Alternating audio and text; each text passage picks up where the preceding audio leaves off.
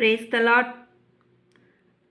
ஒரு கேள்வி: மரணம் உண்மையில் முடிவா அல்லது ஒரு கதவா?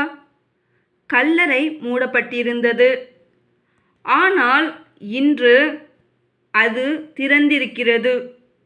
யார் திறந்தார்கள்? லூக்கா 24 ஒரு உண்மையை வெளிப்படுத்துகிறது. இறந்தவர் இல்லை, உயிரோடு இருப்பவர். இந்த அதிகாரத்தை அமைதியாக கேளுங்கள். உங்கள் இதயம் பதில் காணும். இப்போது நாம் லூக்கா 24 ஒன்றாக வாசித்து ஆசீர்வாதத்தை பெறுவோம். வாரத்தின் முதலாம் நாள் அதிகாலையிலே தாங்கள் ஆயத்தம் பண்ணின கந்த வர்க்கங்களை அவர்கள் எடுத்துக்கொண்டு வேறு சில ஸ்திரீகளோடும் கூட கல்லறையினிடத்தில் வந்தார்கள். கல்லறையை அடைத்திருந்த கல் புரட்டி தள்ளப்பட்டிருக்கிறதை கண்டு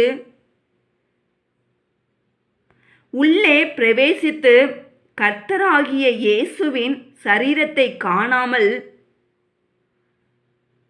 அதை குறித்து மிகுந்த கலக்கமடைந்திருக்கையில், பிரகாசமுள்ள வஸ்திரம் தரித்த 2 பேர் அவர்கள் அருகே நின்றார்கள்.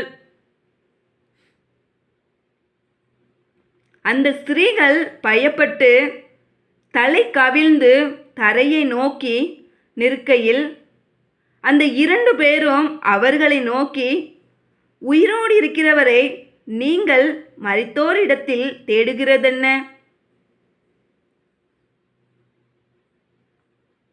அவர் இங்கே இல்லை, அவர் உயிர்த்தெழுந்தார். மனுஷகுமாரன் பாவிகளான மனுஷர்களில் ஒப்பு கொடுக்கப்படவும் சிலுவையில் அறையப்படவும் 3ஆம் நாளில் எழுந்திருக்கவும் வேண்டும் என்பதாக அவர் கலிலேயாவில் இருந்த காலத்தில் உங்களுக்கு சொன்னதை நினைவு கூறுங்கள் என்றார்கள்.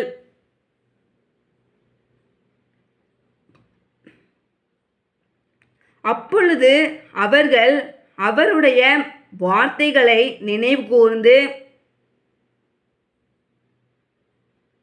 கல்லறையை விட்டு திரும்பி போய் இந்த சங்கதிகள் எல்லாவற்றையும் 11 மற்றெல்லாருக்கும் அறிவித்தார்கள். இவைகளை அப்போஸ்தலருக்கு சொன்னவர்கள் மகதலேனோ மரியாளும் யோவானாலும் யாக்கோபின் தாயாகிய மரியாளும் இவர்களுடனே கூட இருந்த மற்ற ஸ்திரீகளுமே.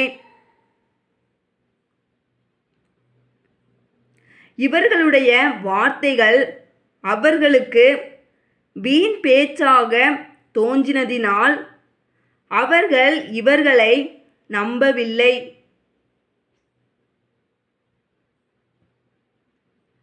பேதுருவோ எழுந்திருந்து கல்லறையினிடத்திற்கு ஓடி அதற்குள்ளே குனிந்து பார்க்கையில் சீலைகளை தனிப்பட வைத்திருக்க கண்டு சம்பவித்ததை குறித்து தன்னில் ஆச்சரியப்பட்டு கொண்டு போனான். அன்றைய தினமே அவர்களில் 2 பேர் எருசலேமுக்கு 7 அல்லது 8 மைல் தூரமான எம்மாவு என்னும் கிராமத்துக்கு போனார்கள். போகையில் இந்த வர்த்தமானங்கள் யாவையும் குறித்து அவர்கள் ஒருவரோடொருவர் பேசிக்கொண்டார்கள். இப்படி அவர்கள் பேசி சம்பாஷித்து கொண்டிருக்கையில் இயேசு தாமே சேர்ந்து அவர்களுடனே கூட நடந்து போனார். ஆனாலும் அவரை அறியாதபடிக்கு அவர்களுடைய கண்கள் மறைக்கப்பட்டிருந்தது.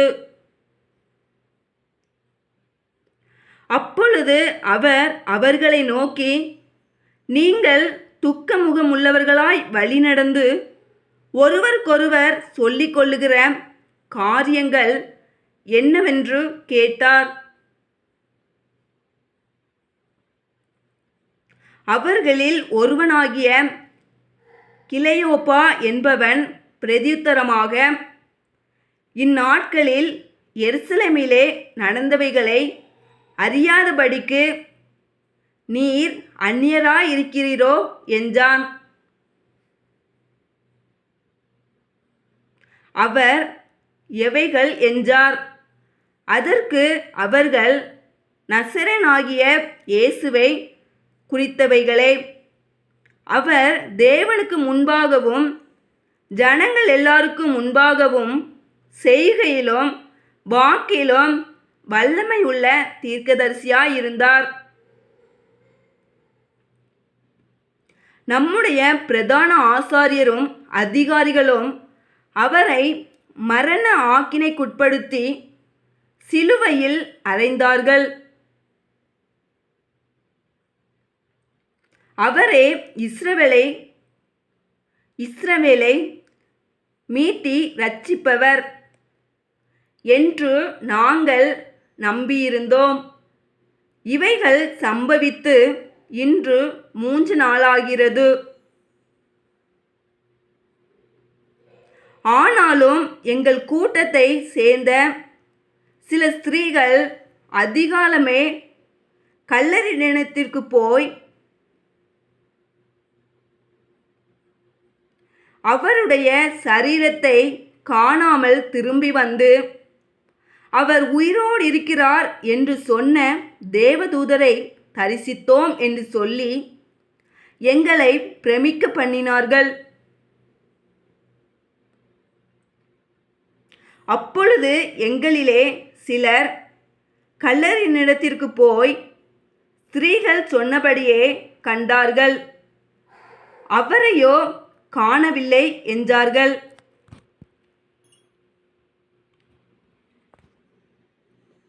அப்பொழுது அவர் அவர்களை நோக்கி, தீர்க்கதரிசிகள் சொன்ன யாவையும் விசுவாசிக்கிறதற்கு புத்தியில்லாத மந்த இருதயம் உள்ளவர்களே,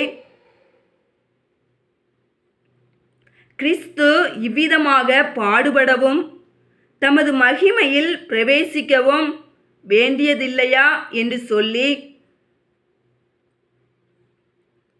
மோசே முதலிய சகல தீர்க்கதரிசிகளும் எழுதின வேத வாக்கியங்கள் எல்லாவற்றிலும் தம்மை குறித்து சொல்லியவைகளை அவர்களுக்கு விவரித்து காண்பித்தார். அத்தருணத்தில் தாங்கள் போகிற கிராமத்துக்கு சமீபமானார்கள். அப்பொழுது அவர் அப்புறம் போகிறவர் போல காண்பித்தார்.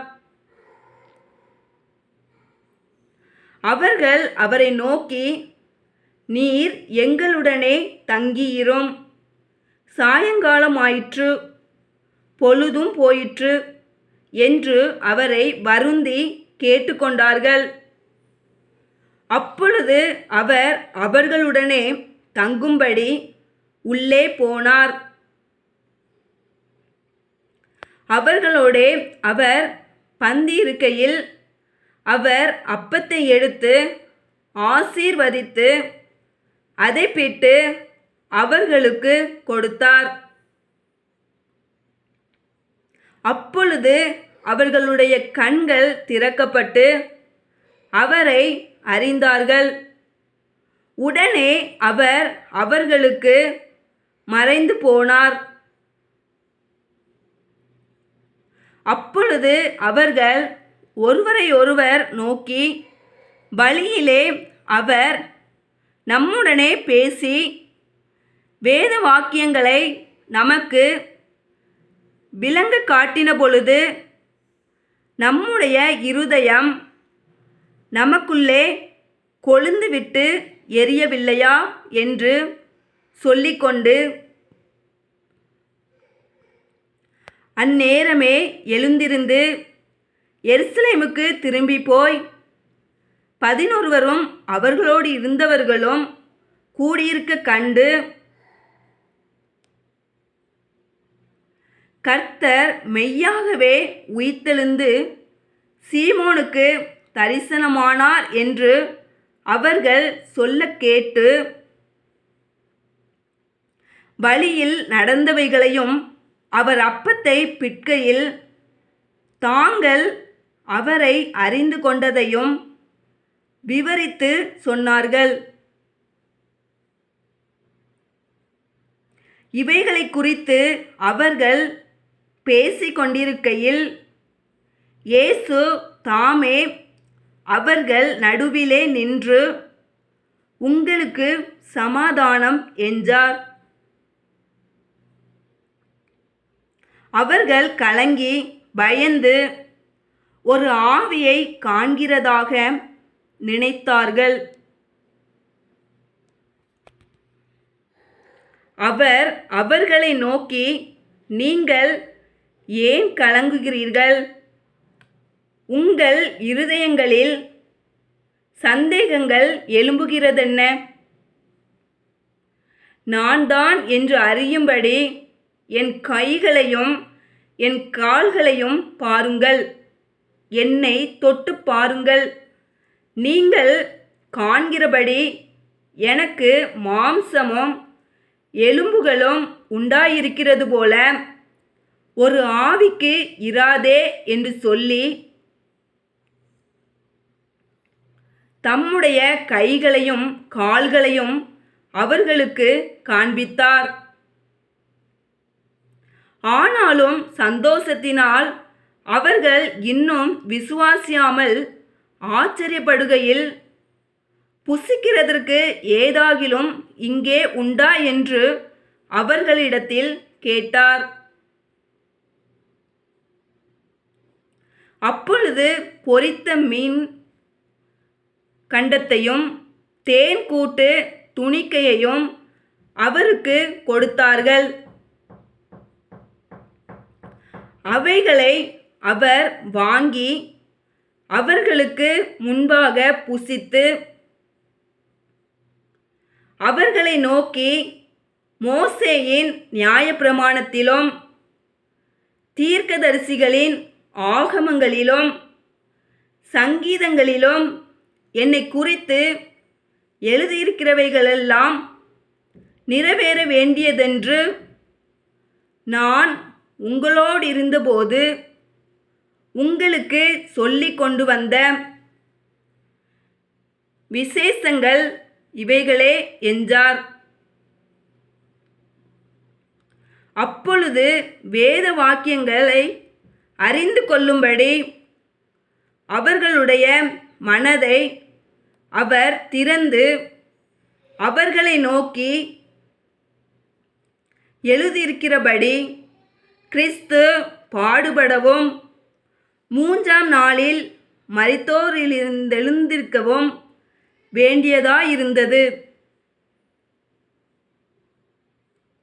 அஞ்சியும் மனம் திரும்புதலும் பாவ மன்னிப்பும் எருசலேம் தொடங்கி சகல தேசத்தாருக்கும் அவருடைய நாமத்தினாலே பிரசங்கிக்கப்படவும் வேண்டியது.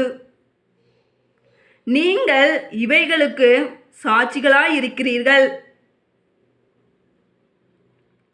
என் பிதா வாக்குத்தத்தம் பண்ணினதை இதோ நான் உங்களுக்கு அனுப்புகிறேன். நீங்களோ உன்னதத்திலிருந்து வரும் பெலனால் தரிப்பிக்கப்படும் வரைக்கும் எருசலேம் நகரத்தில் இருங்கள் என்றார். பின்பு அவர் பெத்தானியா வரைக்கும் அவர்களை அழைத்து கொண்டு போய் தம்முடைய கைகளை உயர்த்தி அவர்களை ஆசீர்வதித்தார். அவர்களை ஆசீர்வதிக்கையில் அவர்களை விட்டு பிரிந்து பரலோகத்துக்கு எடுத்துக்கொள்ளப்பட்டார்.